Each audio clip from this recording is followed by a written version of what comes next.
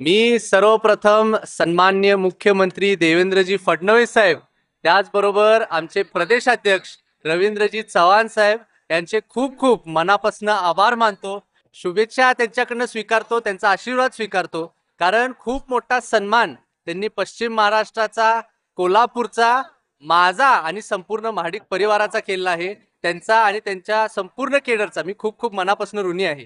तर आमदारकीला आणि नगरसेवक पदाला 2 पावलं तुम्ही मागे घेतला. आता फार लांब झेप पडणार होत आहे. मला खूप आनंद आहे की माझ्या राजकीय जीवनाची सुरुवात एवढ्या मोठ्या पदापासून होत आहे.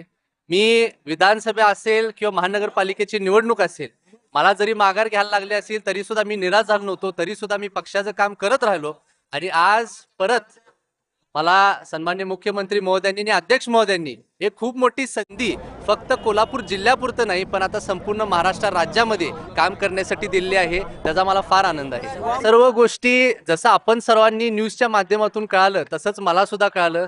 सकाळी 8 वाजता सन्माननीय रवींद्र चव्हाण साहेबांनी जी प्रेस कॉन्फरन्स घेतली होती त्याच माध्यमातून मी सुद्धा न्यूज चॅनलवरून बघितलं आणि त्यानंतर माझा त्यांच्याबरोबर फोन झाला.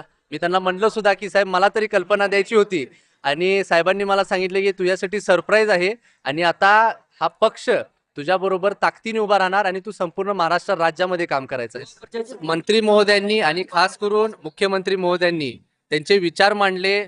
भारतीय जनता पार्टीची विचारधारा काय आहे ह्याचा अभ्यास करायला मला सांगितलं आहे. त्याच्याबद्दल काही गोष्टी त्यांनी महत्त्वपूर्ण मला सांगितल्या आणि इथून पुढे येणाऱ्या काळात मी भारतीय जनता पार्टीसाठी खास करून हा पक्ष वाढीसाठी करीन.